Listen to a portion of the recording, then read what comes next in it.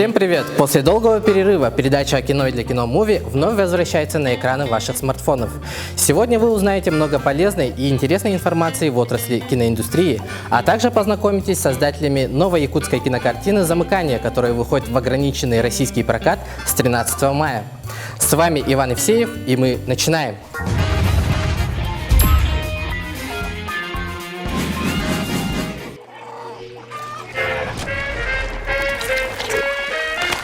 Вышел трейлер продолжения фильма «Веном» от Sony. Мы вновь возвращаемся к истории Эдди Брока в исполнении Тома Харди, половину тела которого занимает очаровательный симбиот. Половину.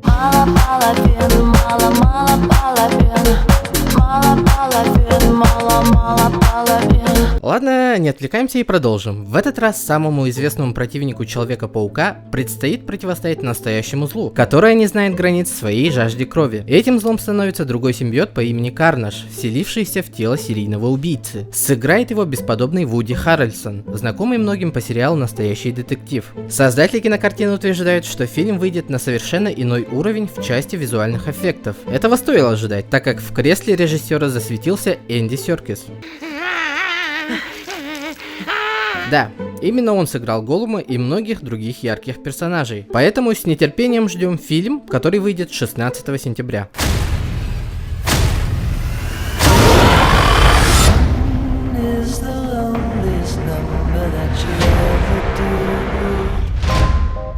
Шоколад сегодня еще не завозили. Да ладно! Вы же обещали. И что ты сделаешь? Испепелишь меня взглядом? Давай я сожру эту стерву. Нет, ты не будешь жрать, миссис Чен.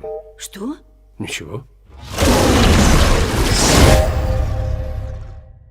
Российский фильм «Майор Гром. Чумной доктор» во время майских выходных стал доступен для просмотра в стриминговых сервисах Кинопоиск HD и Netflix. Напомним, что кинокартина является первой экранизацией в кино отечественного комикса и повествует историю противостояния майора питерской полиции Игоря Грома с линчевателем в маске, решившего избавить улицы Санкт-Петербурга от коррумпированной элиты. Сможет ли главный герой в исполнении Тихона Жизневского остановить злодея, пока город не стал эпицентром бушующего хаоса? Прокат фильм вышел 1 апреля и смог заработать $3,9 миллиона, чего не хватило для окупаемости. В разных источниках упоминалось, что на производство были потрачены средства в размере 5 миллионов заморских рублей, поэтому вся надежда на дальнейшее расширение киновселенной Bubble Comics ложится на стриминге. Известный всему миру гигант Netflix выкупил права на показ истории Грома за рекордную для российских проектов сумму. Раньше этот рекорд принадлежал сериалу «Эпидемия», купленному за 1,5 миллиона. И на сегодня в российском сегменте сервиса фильм уверенно занимает лидерство уже вторую неделю. В планах у Netflix адаптировать «Майора Грома» для просмотра в других странах мира. Поэтому надеемся, что стриминг внесет свою лепту и даст российский ответ командам DC и Marvel. Это лошадка моего дедушки. Он рассказывал, что на ней ездит Ичи, который оберегает нас от злых духов. А где он? Кто? Ичи.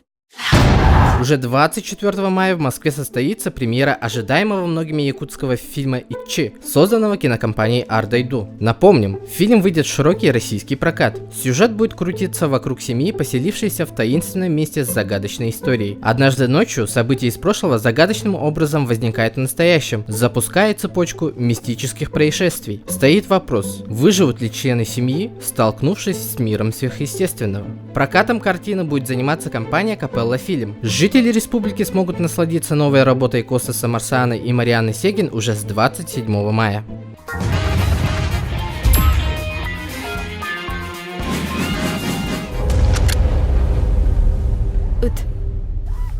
Саны и лебер лахпана толку иду барем сога.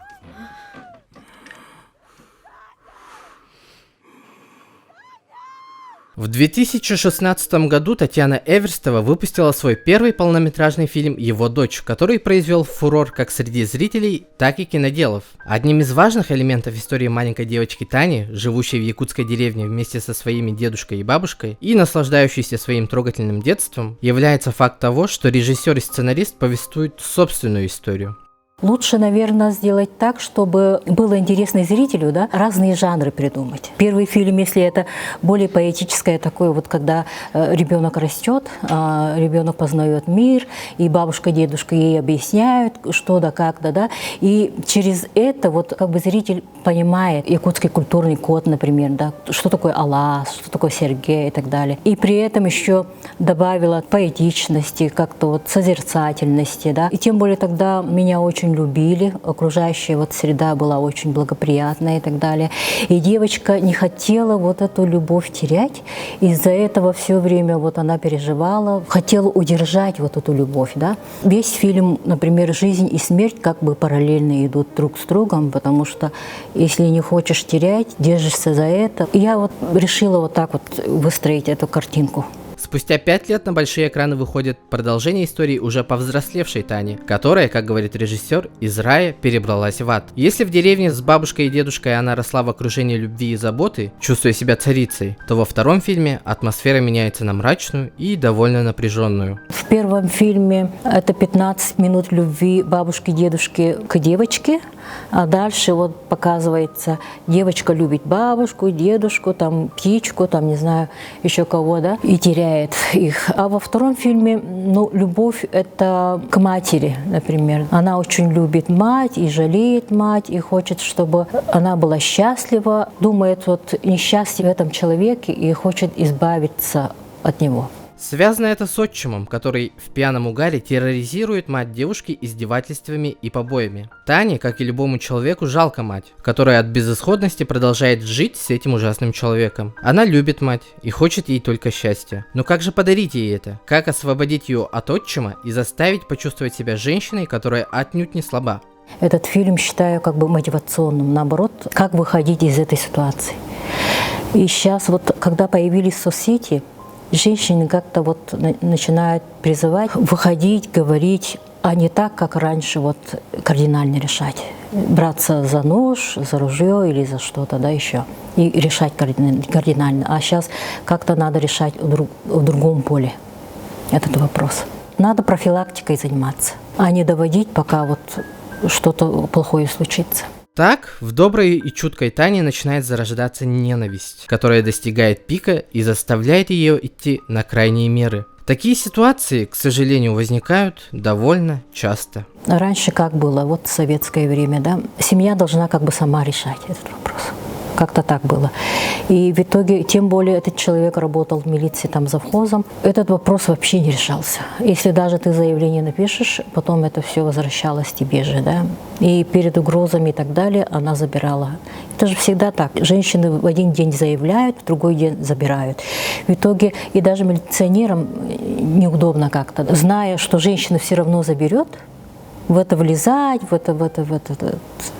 Никто же не хочет этим заниматься, поэтому. Работа над картиной заняла чуть больше месяца. Татьяна Эверстова поделилась, что весь съемочный процесс прошел гладко и больших эксцессов не возникало. Во многом этому способствует первый производственный день, во время которого режиссер сделал традицией снимать самые сложные сцены. И именно в этот день приходит понимание того, какая набралась команда и сможет ли она дойти до самого конца. При этом стоит отметить колоссальную работу по выстраиванию атмосферы 80-х годов прошлого века. Хочу еще отметить художников своих, которые здесь работали.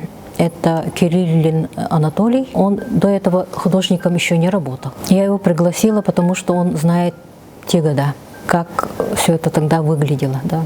Плакат, как должен выглядеть улица, как должна выглядеть. Мы, когда приехали в Барагонцы, там еле-еле нашли какие-то напоминающие те года, там улицу, дома, там совсем сейчас все по-другому. Палисадники старые где-то находили, красили, ставили и так далее. Ну, создавали тот период. Хочу тоже поблагодарить их, что молодцы, они очень хорошо справились. Костюмы хорошие нашли в Маягасе. Хочу я поблагодарить тоже своих земляков.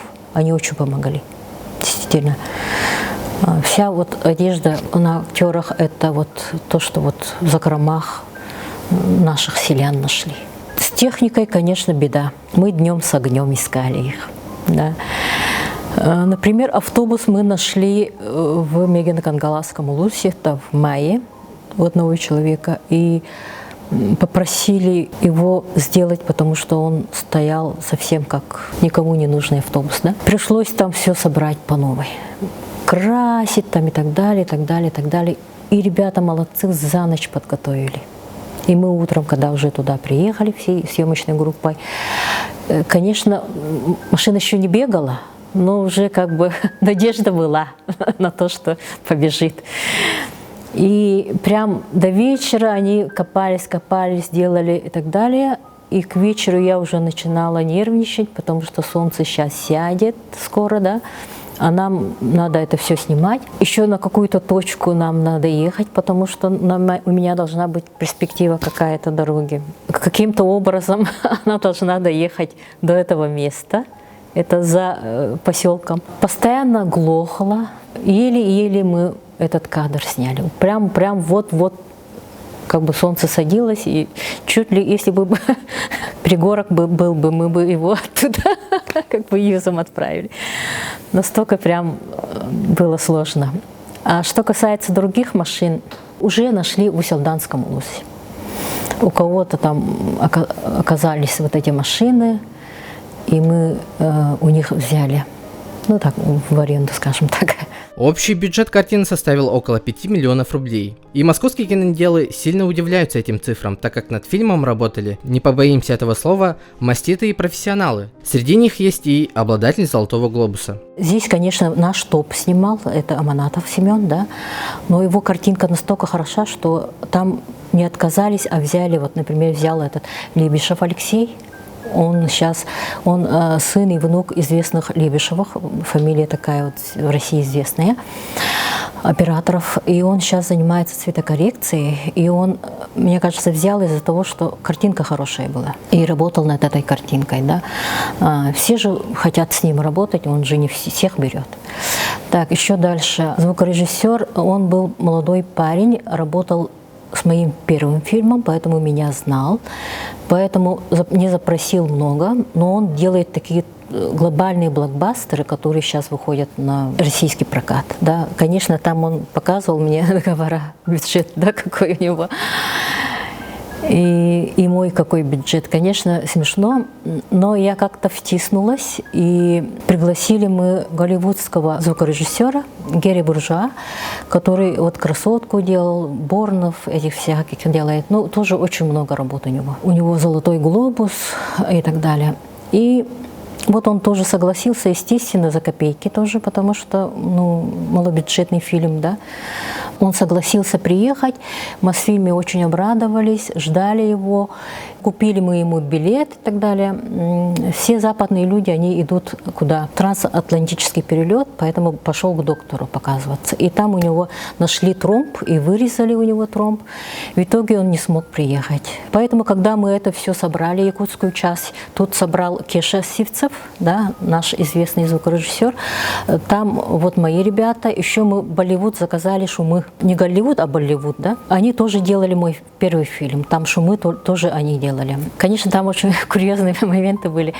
Не знали, что такое бык, да. Хотя в Индии же есть там коровы, они священные и так далее.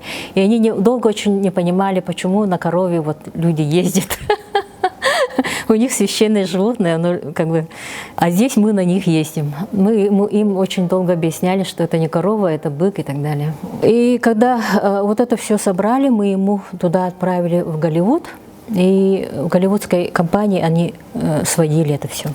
Поэтому для якутского зрителя, может быть, звук будет чуть-чуть громковат, потому что у нас как-то все камерно, тихо так звучит. Даже вот мне говорили насчет его дочери, да, там звук такой громкий. Мы уже посмотрели фильм. Для некоторых людей он может показаться тяжелым, особенно учитывая факт того, что это происходило на самом деле, и человек, перенесший эти моменты, стоит рядом с тобой. Иногда возникало ощущение того, что, не могло это произойти с Татьяной, которая очень веселый, жизнерадостный человек. Но фильм необходим. Для кого-то он может стать стимулом начать жизнь заново, исключив весь негатив. Найти силы сказать: «С меня хватит». Мама, конечно, беспокоилась, поэтому я ей показала. Перед тем, как показать, у нее спросила: если не хочешь, я не буду показывать. Она посмотрела и говорит, ну, показывай, все нормально, да. Ну, как все есть, так и есть. Раньше вот люди очень стеснялись. Вообще семейные отношения выводить на всеобщее обозрение, это, конечно, страшно, наверное, да. Но я этот период прошла. Да, я и сейчас в своей семье все открыто у меня, да, и тогда, поэтому я уже открытый человек, я ничего, никого не боюсь, и даже осуждения какого-то тоже не боюсь. Так что пусть говорят, что хотят. Потому что, когда показывала там в кинофестивале, да, один журналист осуждал мать, да, говорит, почему она такая-сякая. Нельзя осуждать как бы жизнь других, да, потому что вначале вот попади вот в эту ситуацию, да, потом только осуждай. Потому что время другое было, женщины другие были. А сейчас вот женщины стали, если даже другими, нельзя никогда думать, что этого с тобой не произойдет.